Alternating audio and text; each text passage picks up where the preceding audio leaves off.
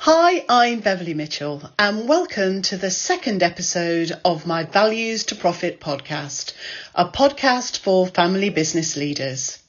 Thank you for joining me today. In each episode, we'll be exploring how you can turn your unique values and culture into a powerful marketing asset in two ways: internally, to attract, retain and motivate your people, and externally to differentiate yourself in the eyes of your customers and potential customers and elevate your relationship away from discussions purely about price. Remember, other companies can copy your products and services, but no one can copy your unique culture. And that's what I want to help you leverage to help you drive profit growth. As I mentioned in episode 1, I've developed my own unique values to profit framework, which focuses on the 6 key levers for turning your values and culture into a driver for family business success. In each episode, we'll focus on one of those 6 key levers. So just to give you a little bit of context, let me briefly describe each of the 6 areas which make up the framework. And as I do, I'd like you to think about your own family business and how you are currently performing in each of these 6 areas. So the first of the levers is values. We start here because it's the foundation of everything. Businesses that have identified and consistently communicate their values and really live them every day are in the best possible position to leverage them to deliver profit and sales growth. So where's your business right now? Do you have your values clearly defined? Are you using them to differentiate yourself against your competitors? Are they relevant to your people and your customers? And is everyone in your organisation behaving in accordance with your values every day?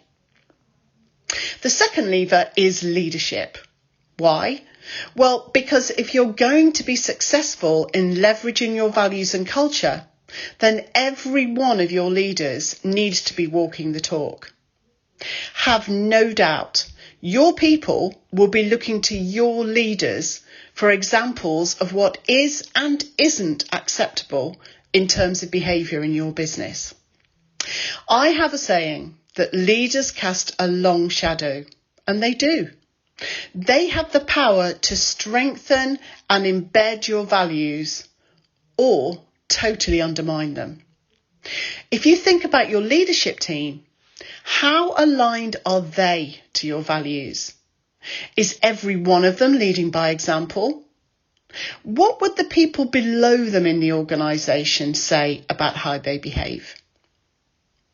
The third lever in the framework is culture. Because your values are only words on the page until they are fully reflected in your day-to-day culture and how things get done. Think you have your culture sorted? Is it an area that you're justifiably proud of? Well, that's great. But just one word of caution. Even family businesses with the strongest values can sometimes have cultural issues in parts of their business where perhaps less desirable subcultures have emerged, which risk derailing all the positive aspects of the culture in the rest of the business. Can you hand on heart say that the culture of your business is the same everywhere and that you don't have any pockets or areas of your business where your culture isn't quite what you'd want it to be? It's this third lever of culture that we're going to be exploring in more detail in this podcast today. So continue listening to find out how you can dial up your culture to be a strong driver for success. The fourth lever in the framework is people. All businesses say that their people are their greatest asset. But family businesses who know how to make their values and culture truly resonate with all of their people are the ones that will be able to attract the right people, engage and motivate them, and retain them? How do you leverage your values and culture in your recruitment campaigns? And do you deliver on your cultural promises when people actually arrive in the business and start working with their new managers? Are you missing potential opportunities to leverage your values and culture more effectively? Or are your values and culture actually getting in the way of you attracting the people you need to ensure that your business continues to flourish and succeed? Now, everything we've looked at so far in the Values to Profit framework has been internally focused, but the final two areas of the framework are focused externally.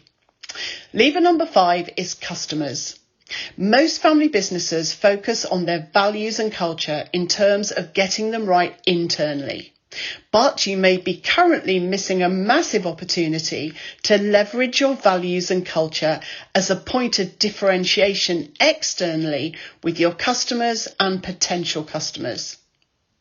Is this currently happening in your family business? If I asked your customers to list your values, could they? And more importantly, would they know what benefits your values bring to their business? And would they be willing to pay for that? If you think you're missing opportunities to differentiate yourself in the eyes of your customers by using your unique values and culture, then listen to episode 1 of this podcast, where we examine this area in a lot more detail. But don't go yet. Stay with me and listen to this episode first. The 6th lever in my Values to Profit framework is storytelling. Family businesses always have great stories to tell. These stories might be related to the tenacity, resilience and inventiveness of the original founder, or there may be examples of how the business has narrowly avoided failure in the past and how they responded to that to make the business even stronger, or how, based on the needs of the customer, they've rapidly made changes in order to give the customer what they needed. And there's many, many more examples like this. Those stories aren't just about the past. They are also about the kind of company you are now and the kind of company you aspire to be in the future. They embody your values and culture, and they provide both your people and your customers with a reason to believe that what you say is actually true. We'll explore the power of storytelling in a lot more detail in one of my future podcasts. One important thing to say is that with my framework, there are 6 areas or key levers, as we've just seen, but you don't have to work on all of them at once. You get to decide which area you want to focus on and which area you believe holds the greatest opportunities for growth or improvement.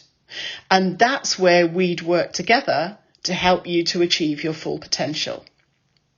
So that's a whistle-stop tour of the framework. But as I've already said, what I want to focus on today is the vitally important area of culture. I think sometimes people see culture as a nebulous thing, something fluffy and something that only HR needs to be concerned about. Well, let me tell you that could not be further from the truth. Simply described, culture is how things get done in your organisation. It's how people work together. It's how they communicate. It's about what gets recognised and rewarded. It's the things that get celebrated in your business, and it is absolutely and totally unique to your business. As I've already said, your competitors can copy your products and your services, but they can never copy your culture. Your culture has the potential to be your USP, both externally with customers and internally with your people, but only if you are purposeful about it and have a clear and consistent view on what you want that culture to look like. So today I'm going to focus on 3 things. First of all, we're going to look at what are some of the telltale signs that your culture needs some attention. Secondly, I'm going to share an example of when one successful family business identified problems with their culture and what they did about it. And then thirdly, I'm going to share with you some actions that you can be taking right now to ensure you've got the culture you need across all areas of your business to drive successful business and profit growth. So let's start by looking at some of those telltale signs that your culture needs some attention.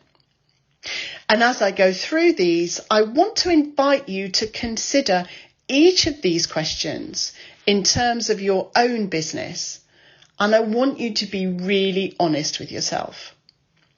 So here's the first question. Do you have a strong culture overall in your business, but you know that you have areas of the business where the culture is not so strong and positive? Here's the next question. Have you previously acquired other businesses and feel that culturally they still feel different to the rest of the business? Or has your business grown rapidly over the last few years and you're struggling a bit to instill your company culture into a rapidly growing workforce with a new set of managers? Do you have managers that you know deep down are not living your culture in the way that you want them to? Perhaps their people are less productive, less motivated, or leave more often than other areas of the business. Cultures will develop whether you try to shape them or not. That is just a fact. Have you accidentally ended up with a company culture that just isn't serving you? Have you not paid enough attention to it? And now you're left with a culture which is actually holding you back from achieving the business success you desire. Have you perhaps changed or updated your business strategy and find that the company culture isn't the one you need to help you to deliver that new strategy? For example, have you identified that innovation and increased risk-taking will be vital for your future success, but your culture still rewards the slow, steady, and let's keep testing it until we're absolutely sure approach? And finally, do you perhaps just have a gut feeling that something in your culture just doesn't feel right anymore? All of these are indicators that rapid action needs to be taken. If something related to your culture isn't working, if elements of it aren't right, then you are losing out on the opportunity that exists to leverage your unique culture as a marketing asset to help you drive profit, sales, attraction, retention, and productivity. And you need to do something about it now. The longer you leave it, the worse it will become. So to help you envisage what this could potentially mean for your business in practice, let me share with you just one example amongst many of the clients that I've worked with, where they realised that their culture was becoming a blocker to their success. The example that I'm going to share with you is one that I know any family business that has acquired another business will be able to relate to on some level. The family business I want to talk to you about had been successful for many years and had multiple sites spread all over the place. Now, in order to accelerate their growth, they decided to acquire 2 separate additional businesses several months before I got involved with them. During the time of the acquisition, they'd been focused on the financials of the deal, the legalities, and really getting the systems integrated as soon as possible. But by their own admission, they'd spent little or no time thinking about the difference in the 2 cultures of the organisations. They did have similar values, so surely they thought the acquired companies would do business in a similar way and that their cultures would be the same. Wrong. that isn't what happened. Now, everything jogged along okay for about 18 months or so after the acquisitions. But then it became clear that the acquired sites were underperforming when they compared them to the rest of the business. Customer satisfaction was lower, colleague retention rates were lower, and sales and profit were both performing at a lower level than expected.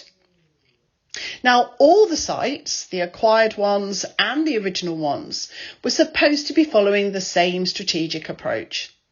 They all had the same systems and processes, they were all serving the same types of customers, and they were all given the same levels of support.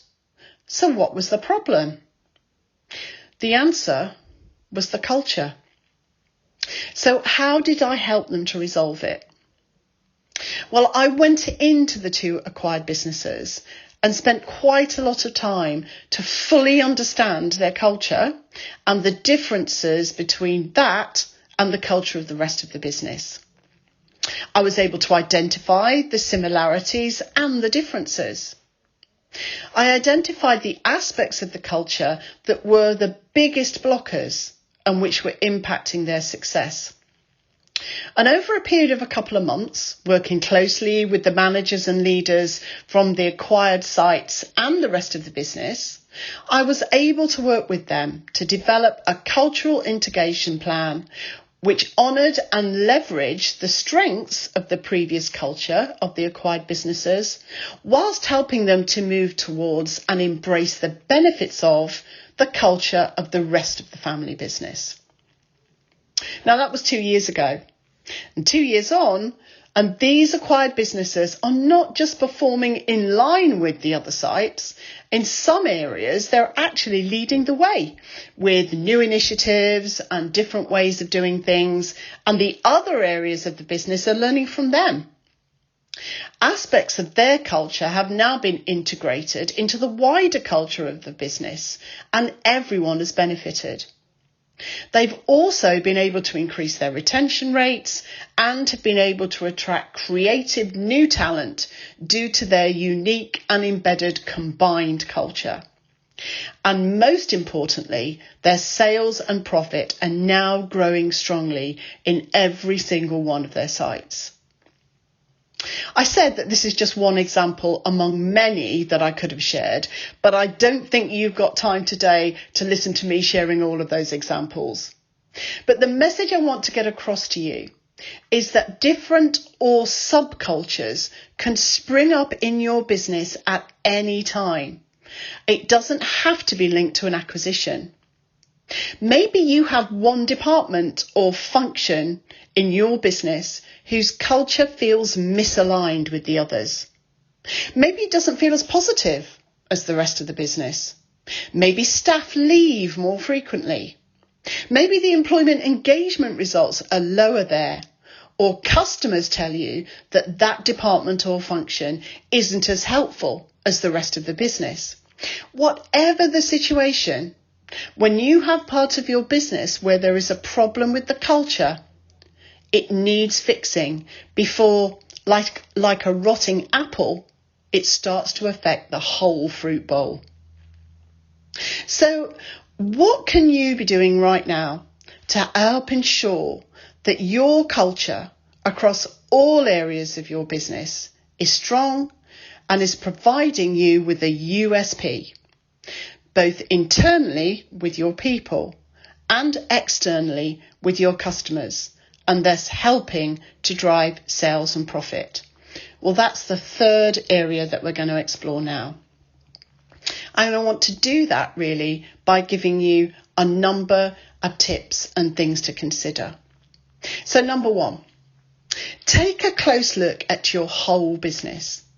Consider any areas, so for example, departments or functions where the culture is not as strong or where it just feels different, and ask yourself, what is driving that?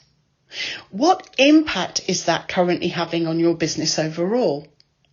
What do you need to do to put that right? Who do you need to be talking to? How will you do it? And what resources do you need to invest in order to make that happen? Second tip. If you have acquired businesses in the past, ask yourself honestly, is the culture there the same as the rest of the business? If the answer is no, what impact, positive or negative, could that be having on the rest of the business? How do your customers experience that difference? Do you know what needs to change and how to change it? Are there things that you can learn from the acquired business which could be implemented into the culture as a whole? Tip number 3. If your business has experienced rapid growth, consider what you need to put in place to ensure that your culture isn't lost or diluted during that growth period. Think about how you are communicating your culture to new employees. Is it just words on a page, or does it go much deeper than that? How are you ensuring that behaviours are embedded to support that culture? Do your new employees know your cultural expectations? For example, how they're expected to behave towards one another, how you expect them to behave towards customers. What behaviours will get rewarded? And vitally, how can they expect your culture to benefit them in terms of recognition, reward and future development? Tip 4. Take a close look at all your people managers. Do they all understand what their vital role is in modelling and embedding your culture? Do you have managers in your business who you know or suspect are not acting in line with the expectations of your culture? How is that affecting the people who report to them? Consider what you can do in terms of providing the right training, ongoing coaching and support so that they are all leading their teams in a way which is consistent with your cultural aspirations. Tip 5. Examine your culture closely. Does it provide you with a USP when it comes to attracting and retaining your people and your customers? Identify any aspects of your culture that you're not happy with and try to understand why that has occurred and what you need to do about it. Where are your biggest areas of opportunity for improvement? And the last tip, think about your business strategy. Have you changed it or updated it recently? What implications will that have for your culture? Do you need your people to behave differently? And what does differently look like? Consider how you need to communicate and support that culture change going forwards and what potential barriers and challenges you might face. Use these suggested actions to take a step back and look at your culture in detail so that you can ensure that you are leveraging your unique culture to attract, retain and motivate your people, which in turn will positively impact the customer experience and help to drive sales and profit growth. If you want to move forward with this, but you're not sure how or where to start, then please do feel free to reach out to me and we can arrange to have a call where we can talk more specifically about your individual needs. You can find my contact details in the podcast description. I really hope you found this episode of the Values to Profit podcast interesting, thought-provoking and useful. One of my core values of my business is adding value. If I don't believe I can add value to a business through the work that I do with them, then I won't do it. So I really hope that I've added value for you today. If you want to ensure that you don't miss any future podcasts, then subscribe now to start transforming your family business values and culture into your greatest asset and increase your sales, profit, attraction and retention. And I would love it if you would recommend this podcast to anyone else in the family business community who you think would benefit from listening. To find out more about my unique values to profit framework, you can visit my website, connect with me on LinkedIn, or arrange a call to discuss your specific needs. As I hope you can tell, I have a real passion and enthusiasm for what I do. So I always love the opportunity to understand more about your business and how I can help you to leverage your unique values and culture. Thanks so much for listening, and join me next time for the next episode of my Values to Profit podcast.